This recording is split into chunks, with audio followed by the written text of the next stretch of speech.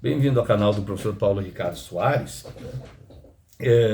Finalizando, conforme eu tinha prometido, sobre os 300 anos do domínio da Espanha em relação aos colonos da América,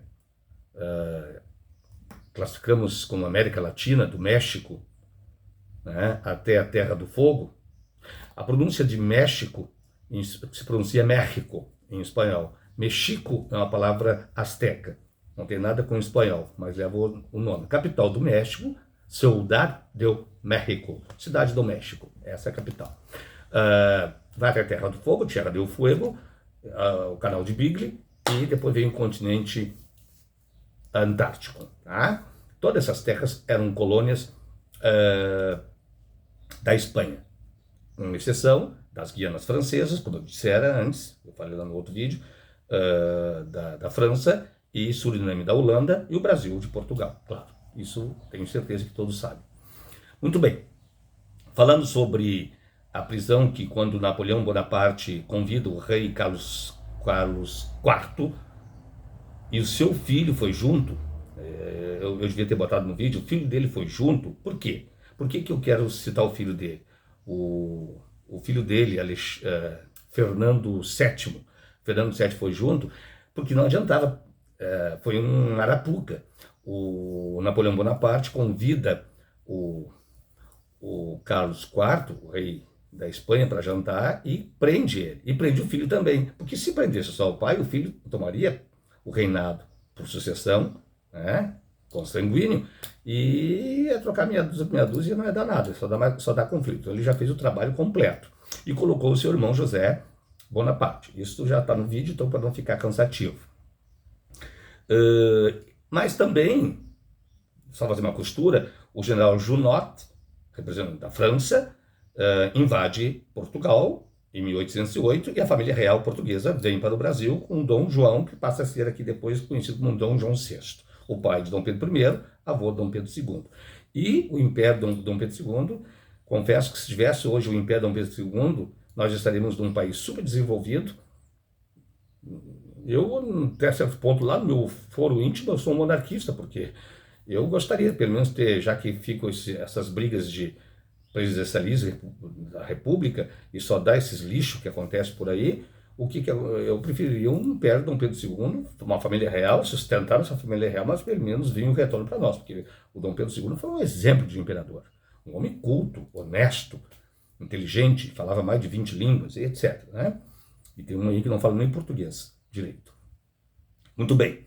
O que eu quero dizer? Que quando houve a prisão do Carlos IV, fez eu dar uma pensada rapidamente no Carlos V. O Carlos V, logo a sucessão do Carlos IV, ele é parente consanguíneo da Catarina de Aragão na Inglaterra, casada com o rei Henrique VIII. Nós estamos em período absolutismo, por isso que tem essa questão de reis. Muitos déspotas. O que acontece? E o Henrique VIII estava com medo, eu vou falar sobre esse assunto, estava com medo ele tinha uma filha mulher, com a Ana Bolena, com a Catarina de Aragão, parente do Carlos V, do Império Sacro-Germânico, quer dizer, o cara tinha um poder até fora da Espanha, levaria a tomar conta da Inglaterra. Então esse era o medo também do Henrique VIII, e queria um sucessor homem. Tanto que ele separou, né, separou da Catarina de Aragão e casou com a Ana Bolena, a sua amante, que ele já tinha uma relação com ela. Mas das seis mulheres, matou duas. Das seis mulheres, a que mais, eu não digo que ele amou, porque ele não amou nenhuma, mas que mais ele deprimiu ele, que ele chegou a ficar doente, obeso, com feridas, chegou a ficar doente, foi a Seymour, a Joana Seymour, que deu o filho homem para ele. Depois o menino morreu com 15 anos, com muita fraqueza, né? Vinha de um parto totalmente horrível, cheio de bactérias, não tinha as condições, imagina, a corte não tinha, imagina o povo, né? É interessante sobre o Carlos V, uma hora eu quero falar. Mas voltando à questão ali da independência dos países da América Latina, para finalizar, As duas figuras importantes aqui do continente foi o Simão Bolívar, nascido em Caracas, venezuelano, ele era venezuelano, e o São Martín, da Argentina. Esses dois caras foram fantásticos. Eles são os corresponsáveis dos grandes líderes que levou a América a se libertar da Espanha e paulatinamente foi vindo as independências desses países. Eu não vou colocar aqui no rol, mas nós sabemos que os Estados Unidos ganhou a sua independência em 4 de julho de 1776, devido à guerra dos colonos ingleses com a Inglaterra. E naquele momento tem a Guerra dos 7 Anos entre Inglaterra e França, e o erário público inglês ficou praticamente sem nada, teve que buscar impostos, aumentar impostos do chá, do açúcar, do selo e mais outras coisas, assassinato, pressão, e levou à independência dos Estados Unidos da América, pelo menos ali das 13 colônias, e depois, paulatinamente, a conquista do Oeste até o Pacífico, e hoje temos os Estados Unidos como ele é, com seus 50 estados americanos. Tá? Interessante isso, para falar, só para fazer essa costura, essa costurinha aí. Mas esses dois homens, foi muito citado pelo Hugo Chávez, os ditadores canalhas, corruptos, comunistas, o Hugo Chávez, o Maduro, né, que está apodrecendo na cadeia, vai ser fuzilado, né, não sei como é que se vai ser enforcado, sei lá. Acho que os Estados Unidos não faz enforcamento, faz fuzilamento, ou letal, ingestão letal. Esse já vai para o inferno direto. Só que o inferno não existe, já fiz vídeo que não existe, né? Então vai para onde eu não sei, porque a ontologia já não é comigo, porque nem comigo, nem com ninguém, porque não se explica a existência do outro lado. Se tem a fé, né? Mas o inferno não existe. Uma invenção ali do cristianismo, no início do final do judaísmo para o cristianismo, no período de Cristo, Novo Testamento. Mas voltando à questão, aí o Canadá também é um país anglo-saxônico, conseguiu a sua independência.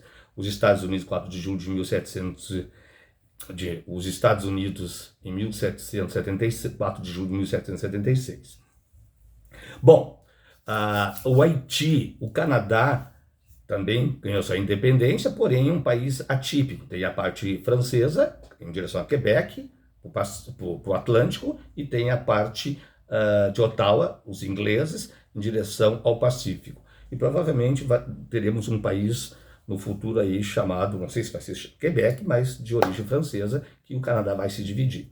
Tá? Isso vai acontecer. Já houve até plebiscito, porém venceu o não, né? Por enquanto. Mas vai acontecer sim. Isto eu consigo até prever devido aos estudos sociológicos, eu não vou falar exegese, porque não é Bíblia, os estudos antropológicos, sociológicos, econômicos, políticos, culturais, com certeza vai se dividir. Apesar que as crianças já estão acostumadas, os povos canadenses já estão acostumados, que nascem e têm que aprender as duas línguas, o francês e o inglês, senão tem punição para os pais, assim como qualquer país com a sua língua. Se aqui tem uma criança no Brasil e ninguém quer ensinar, aqui sou Leopoldo, vou ensinar alemão, porque afinal de contas é de origem alemão lá, o fulano. Vai preso, tem a língua do Brasil é o português. Tanto que Getúlio Vargas botou na cadeia aqueles que não obedeciam na Segunda Guerra Mundial, que falavam alemão e italiano, porque foi proibido durante a Segunda Guerra Mundial. Porque senão havia um perigo de haver reuniões de gente falando o italiano e o alemão. É uma questão de estratégia do Getúlio Vargas, né? Afinal de contas, nosso país é língua portuguesa. Bom, aí temos o Haiti, que ganhou sua independência em 1º de janeiro de 1804, temos o México, 16 de setembro de 1810, temos a Costa Rica, El Salvador, Honduras, Nicarágua, 15 de setembro de 1821, temos a República Dominicana, 27 de fevereiro de 1824, o Canadá, que eu esqueci de dizer, o Canadá, 1º de julho de 1867, temos Cuba, não falei Cuba, 10 de outubro de 1898, temos Panamá, esse é mais recente, Panamá foi 3 de novembro de 1903, início do século XX, América do Sul nós temos a Colômbia, 20 de julho de 1810, temos o Brasil, 7 de setembro de 1822, em Godo. Esse fato não ocorreu, e nem ocorreu na beira do rio Ipiranga. Isso foi uma invenção, um acréscimo mais adiante. O grito de Ipiranga não ocorreu. Muito bem, mas foi, afinal de contas, precisa colocar todo um heroísmo em cima do fulano, que na época era o imperador Dom Pedro I. Nós temos a Venezuela, 5 de julho de 1811, temos o Paraguai em 15 de maio de 1811 também, e temos a Argentina, 9 de julho de 1816, temos Chile, 12 de fevereiro de 1818, temos Brasil já foi, né? Brasil, Bolívia, Bolívia em homenagem a São Bolívar, mas o Simão Bolívar nasceu em Caracas, na Venezuela, 6 de agosto de 1825. E, para finalizar, vou dizer o seguinte: esses dois homens foram líderes realmente preocupados com os povos aqui da América vivendo como segunda classe. Já não é o caso do Solano Lopes, que é outra história, que é a Guerra do Paraguai, a Guerra da Tríplice Aliança entre Brasil, Argentina, Brasil e Uruguai contra o Paraguai. A guerra foi a agressão do Paraguai. Solano Lopes era um doente, um psicopata, um sanguinário. Um sanguinário. Então tem gente escrevendo aí como se fosse destruir o Paraguai. Claro que o Paraguai foi destruído. O Paraguai o Paraguai dava 4, 5 vezes o tamanho. Foi roubado terras deles. É horrível a guerra, mas foi uma guerra. Guerra é guerra, Michê, né? Então houve uma guerra, mas tudo culpa, começando pelo Solano Lopes. Então tem historiadores que falam que foi agressividade do Brasil. Não, invadiu o Brasil, inclusive. Levou o pau, né? A população sofreu muito, mas é história. Abraço, até a próxima.